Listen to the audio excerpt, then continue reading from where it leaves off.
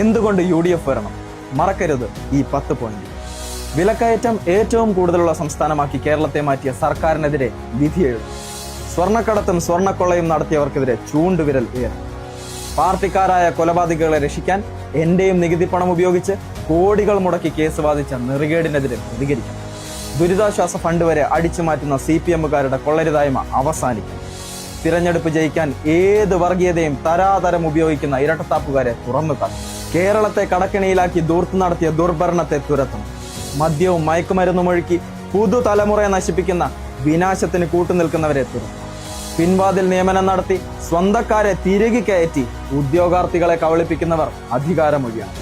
വീട്ടുനികുതിയും current ബില്ലും water ബില്ലുമെല്ലാം കുത്തനെ കൂട്ടി സാധാരണക്കാരെ ദുരിതത്തിലാക്കിയവർ ഇനി വേണ്ട.